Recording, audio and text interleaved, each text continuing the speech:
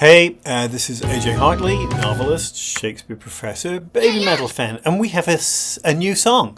This is the second song off the Other One concept album digital release thing, and this song is called Monochrome, and I haven't actually listened to it yet. I'm going to do that right now, and instead of doing what I normally do, which is sort of do a sort of deconstruction of the lyrics and walk through bit by bit, I'm just going to, for once, I'm just going to watch it. I'm going to listen to it. I believe there are lyrics included, so again, I don't need to do a sort of close walkthrough of the lyrics. I'm just going to go through it and then talk about my response.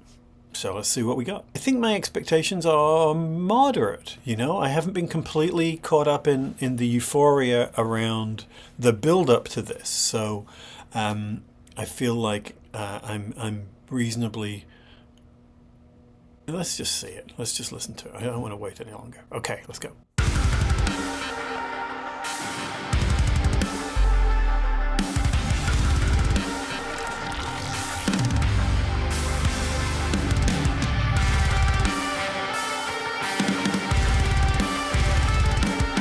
Hear the way that this guitar sound has echoes of Baby Metal Death.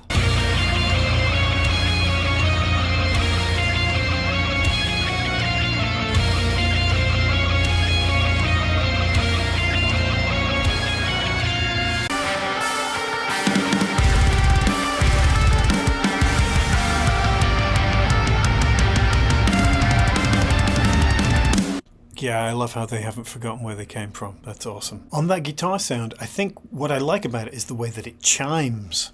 It sounds like bells, you know, so it has this sort of imposing and anthemic kind of quasi-liturgical sort of sound, which is why I think it reminds me of Baby Metal Death and things like that. And bells are, you know, the marks of both good and bad things, especially in history. They're announcing some sort of major event. I like that.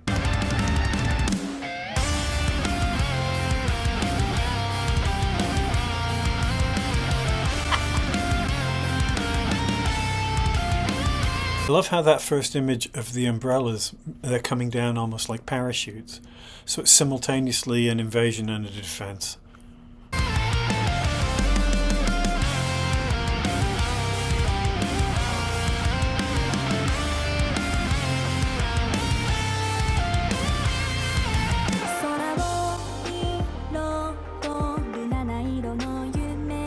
So we get these first images are of the city intact.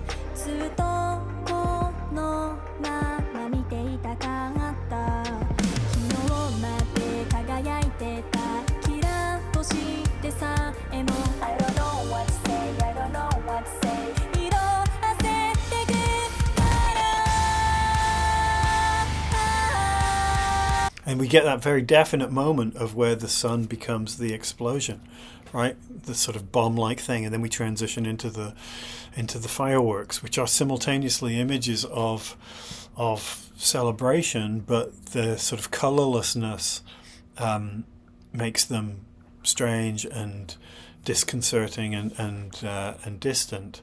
But we're being invited then to imagine the color which is absent.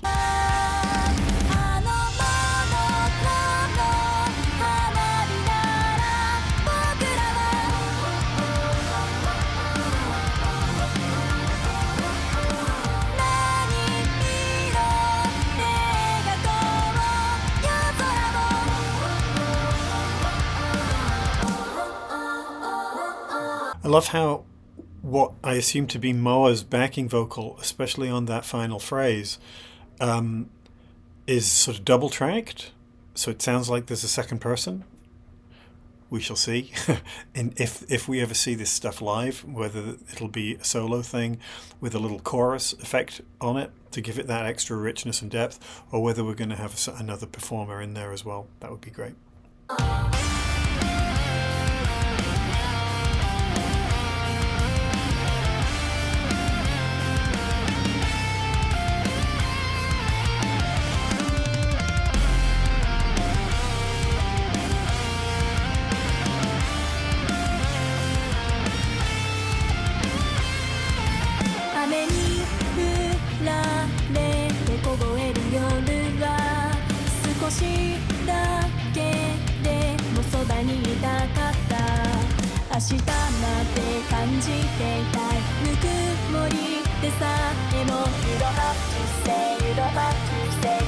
And now we're seeing that sort of desolate landscape. The buildings are destroyed, blown through, right? And we're in this sort of apocalyptic kind of version of the world. And we've seen these kind of images before in the No Rain, No Rainbow.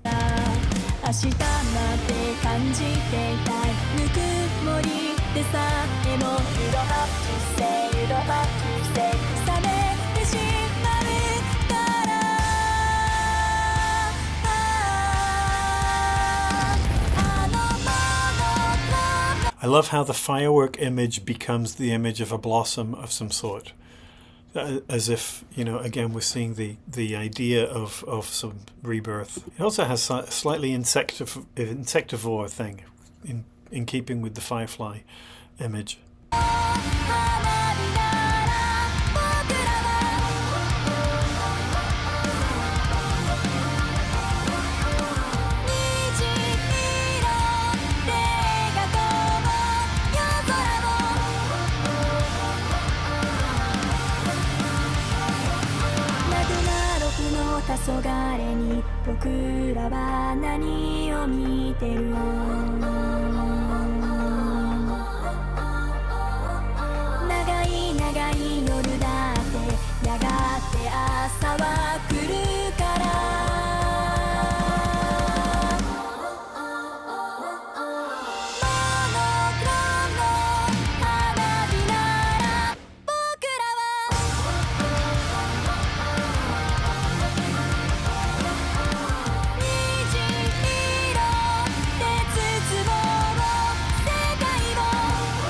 So rich, so emotionally loaded, you know. It goes with that voice and that reaching aspirant sound, you know. The longing, the yearning for something better is there in the voice.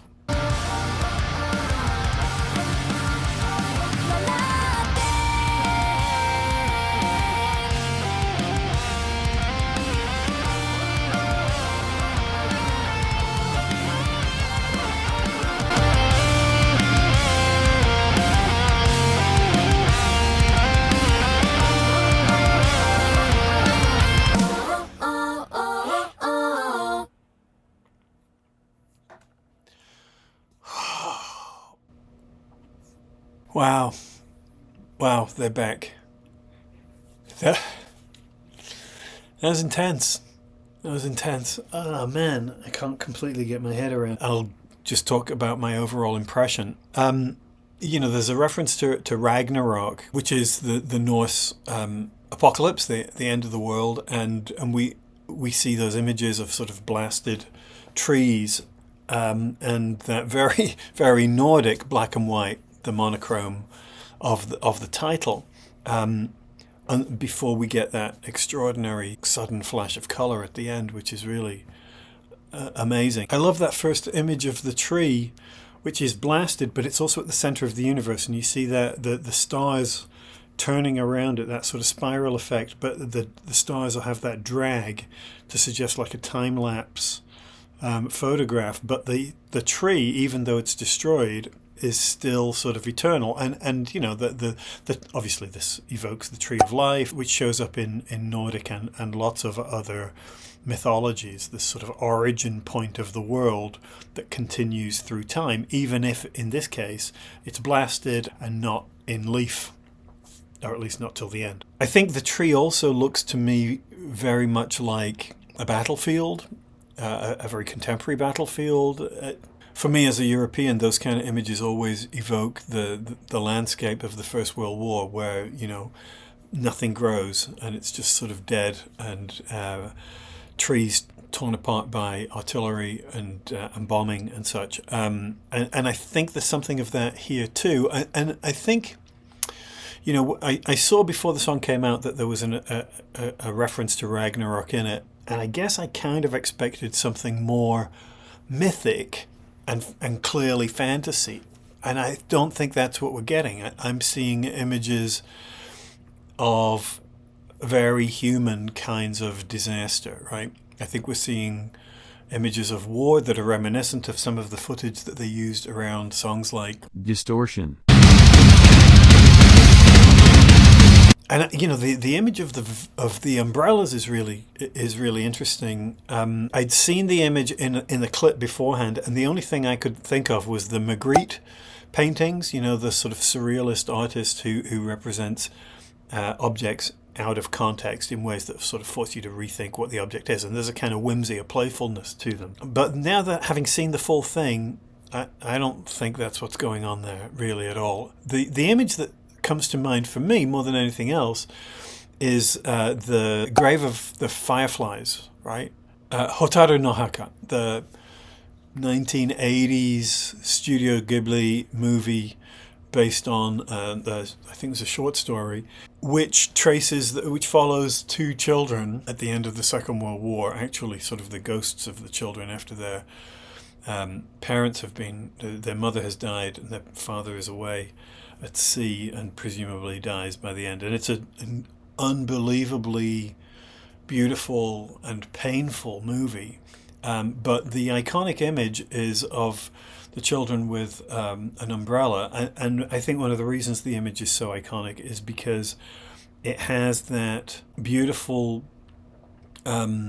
painful idea of the umbrella as something which is supposed to protect. But of course, they're being bombed and shot at and what have you. And so the umbrella provides, slim to no real protection. But it's an image of hope, an image of trying to protect yourself from all the terrible things in the world. And you also get that image of that they use the fireflies to create light, but the fireflies die and they have to bury them, hence the title of the film. But there are a number of moments in the video where I'm seeing something similar to those points of light that you see in images from the movie. I love that image of the girl protected by the umbrella. You've seen everything shooting down around her. It's like machine gun bullets or something, or meteors or whatever it is.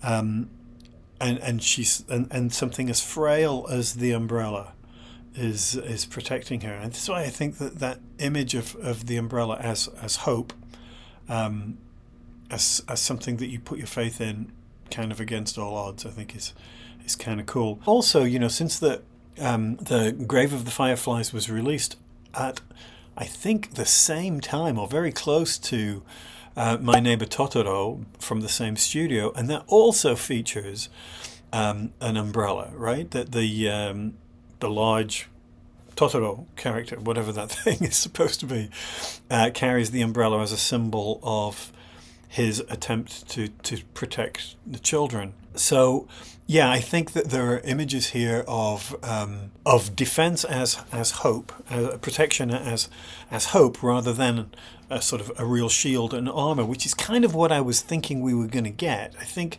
this is another song about trying to keep hope alive during very dark times, and we see there's that image of the earth sort of deconstructing, and again within the sort of legendary fantasy kind of thing, we're talking about the end of the world, but I think also those kind of images have real immediate political and environmental resonance, right? The sense that the planet itself is falling away.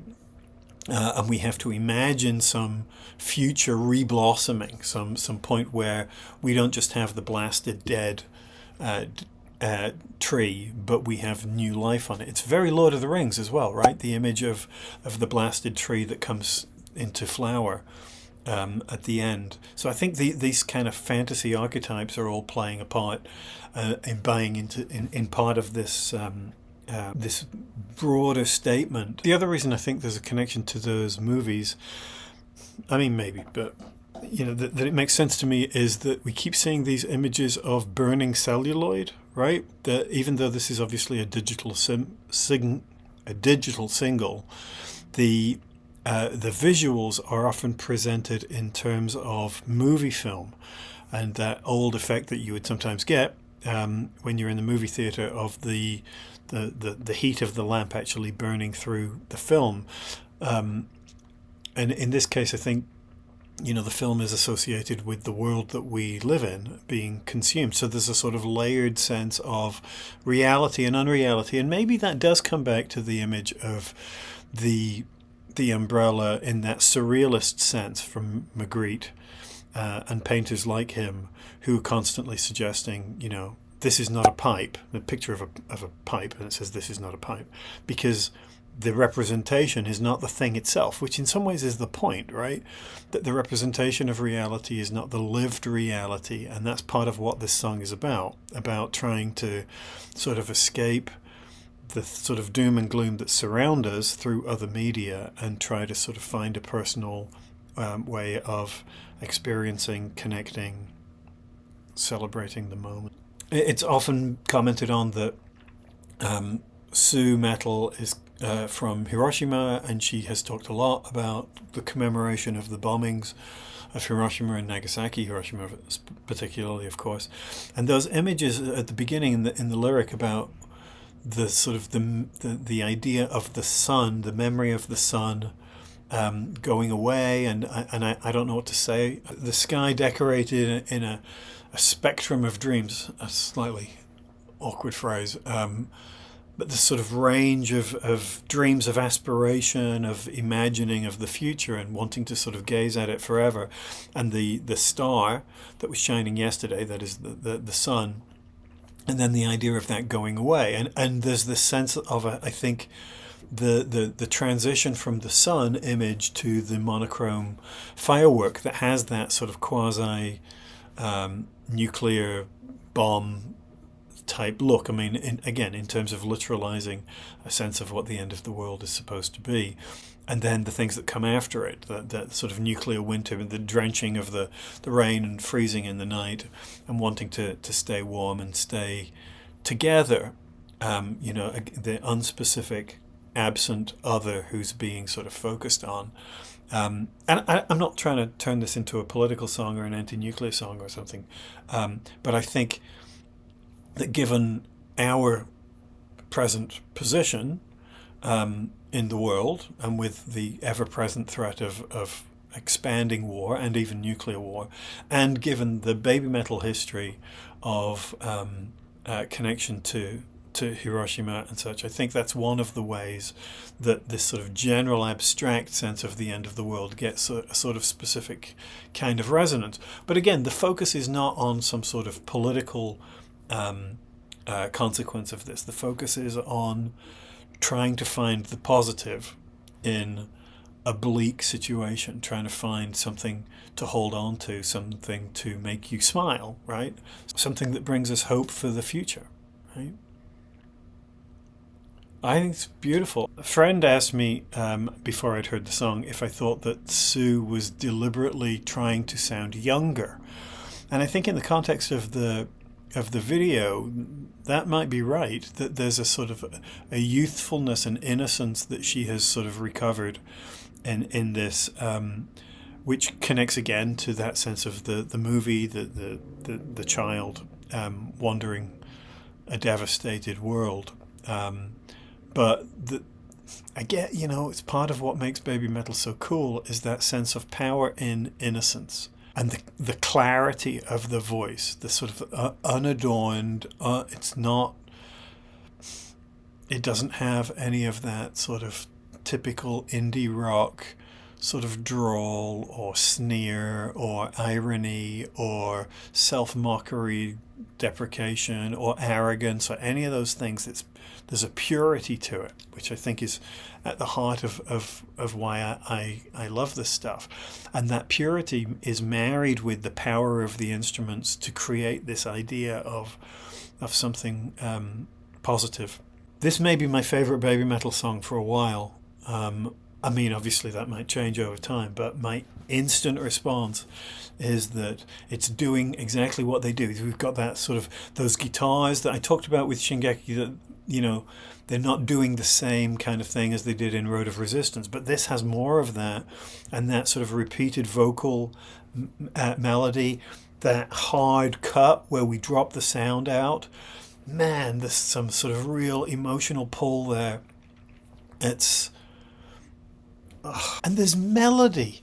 There's a tune, both to the vocal section and to the instrumental portions. It's not just chaos. It's not just noise. We're not supposed to feel the sort of visceral, earthiness of random guitar solos that feel like a bunch of notes strung together without any sense of pattern. Here we've got like a shape, an actual phrase, a musical phrase, and I love this. It feels like there's intent and purpose and grace and artistry, a real sense of composition. This is what they're so good at.